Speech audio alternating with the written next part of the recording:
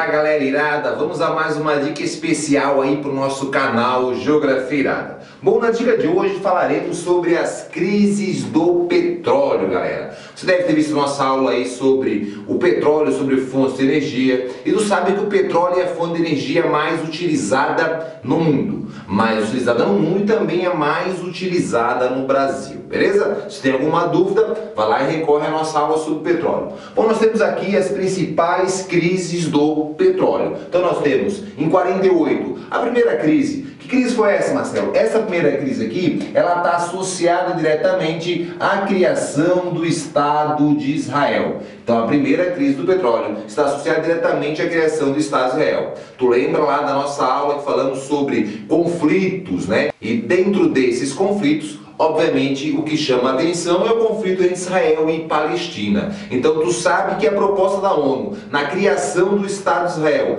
em 47, isso afeta a população árabe e tem um leve aumento no preço do barril. É uma pequena crise. Essas três primeiras crises, elas não afetam tanto assim o preço do petróleo.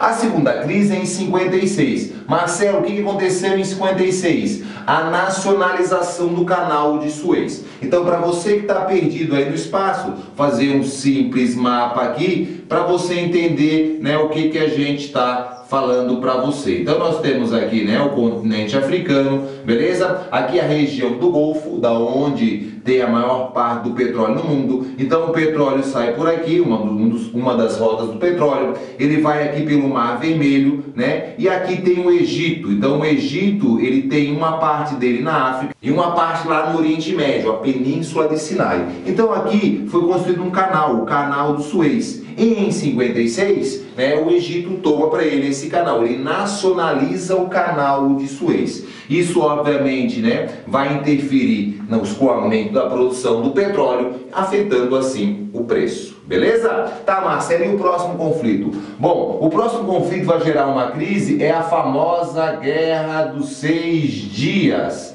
O que foi a Guerra dos 6 Dias? Lá na primeira, no primeiro conflito, lá na criação do Estado de Israel, né, a maior parte ficou para Israel. A Palestina ficou com pequenas áreas nesse conflito, beleza? Porém, a população palestina concentrou muito em Jerusalém. O que importa muito para a população, né, do povo árabe é a religião. Então eles concentraram lá em Jerusalém. Então, em 67, Israel fez uma ofensiva para conquistar Jerusalém, que na proposta da divisão feita pela ONU, parte seria do território para Israel, parte palestino, e Jerusalém seria um território internacional, galera irada, beleza? Então a Guerra dos 6 Dias, que foi uma guerra envolvendo, né, Israel versus Palestina, um conflito religioso, vai afetar, obviamente, a população árabe, afetando assim o preço. Essas são as primeiras crises, elas não são tão importantes, elas não caem muito no vestibular, mas essas quatro que eu deixei por último, sim.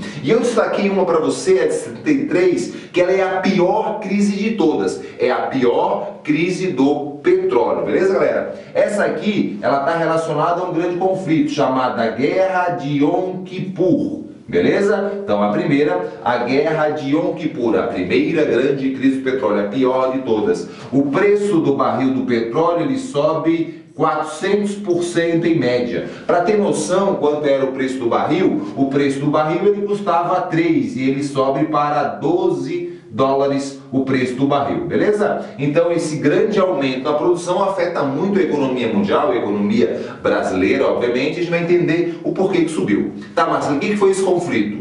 Bom, o conflito foi o seguinte, lembra que eu falei para vocês lá que Israel fez a ofensiva e conquistou Jerusalém? Então, em 73, o povo árabe tenta recuperar o território perdido. Então, o povo árabe se reúne, Egito, dentre outras nações, e fazem uma ofensiva a Israel para recuperar o território perdido. Obviamente, com a ajuda dos Estados Unidos, Israel, além de proteger o seu território, pega mais território ainda do povo árabe.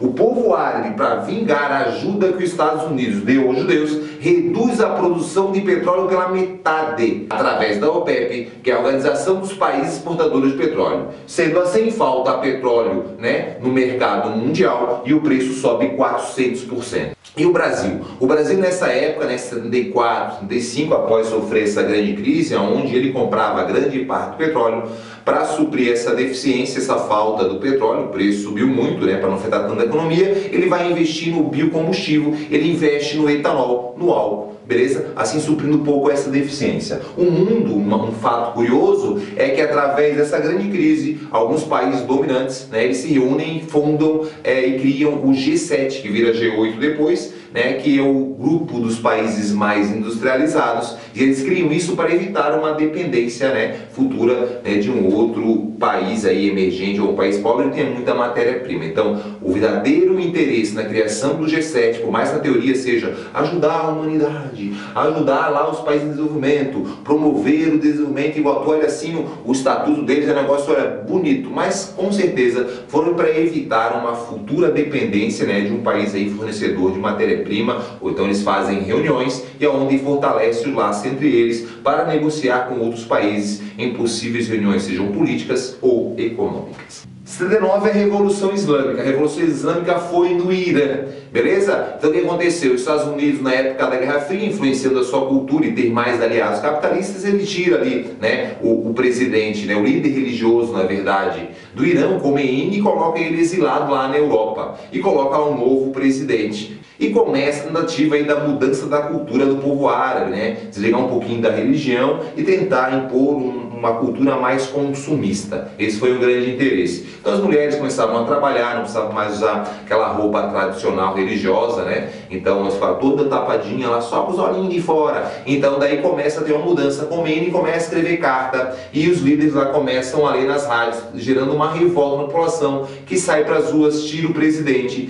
e Khomeini volta e é o presidente do Irã, sendo aí, né, a primeira nação a ter ali governada por um partido religioso, né? Uma revolução realmente islâmica, né? Um partido islâmico, um país, né, governado por uma religião, beleza? Então isso afeta muito, obviamente, o Irã dentre os maiores, né, em terceiro lugar, né, brigando aí em maiores reservas de petróleo. Então a gente sabe que é Venezuela, Arábia Saudita, Irã, Iraque, Emirados Árabes Unidos, Kuwait, grande parte do petróleo mundial está no Oriente Médio. Depois, em 92 é a famosa Guerra do Golfo, né? Então o que aconteceu ali em 92, Marcelo? Então o Saddam Hussein ele invade o Kuwait, tá, Marcelo? Por que o Saddam Hussein invade o Kuwait? Vou fazer aqui para vocês o Iraque, tá? E vou fazer aqui para vocês o Kuwait. É basicamente assim. Então aqui é o Iraque. O Iraque tem uma pequena saída para o Golfo, para a região do Golfo, tá? Então o motivo que o Saddam Hussein alega para o mundo para justificar a sua invasão é que o Kuwait não estava respeitando as cotas da OPEP. Lembrando, a OPEP é como se fosse um cartel, né? Onde eles determinam cotas, onde cada um vai produzir o petróleo e assim vai ter sempre o controle da oferta no mercado, regulando o preço.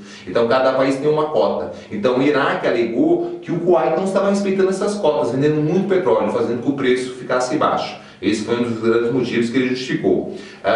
Os cientistas políticos apontam que o real motivo foi que ele queria, né, o Saddam Hussein, pegar o Kuwait para ele, anexando assim, tendo uma maior saída para o Golfo e muito petróleo. Então esse aí é o verdadeiro motivo. Os Estados Unidos apoiam o Kuwait, né, e faz com que o Iraque recue e acabe assim o conflito. Porém, isso afeta muito o preço do petróleo mundial. E por último, a famosa Guerra do Iraque. Lembra lá do 11 de setembro em 2001? Então, após isso, os Estados Unidos começam uma campanha de combate ao terrorismo. Obviamente, ele faz lá uma ofensiva, né, ao Iraque, ao Afeganistão, ao Iraque, mas ao Iraque, alegando que o Saddam Hussein tinha arma de destruição em massa. Tá? Depois foi comprovado que era tudo mentira, que não tinha nenhuma arma de destruição em massa, mas ele tem o objetivo de tirar o Saddam Hussein, que com o ódio que ele tinha dos Estados Unidos sempre segurava a produção, um grande produtor de petróleo, afetando muito a economia dos Estados Unidos. Então tem um conflito, né? A população começa a bombardear as suas próprias refinarias e o preço do petróleo chega no seu auge aí, próximo a $200 o barril.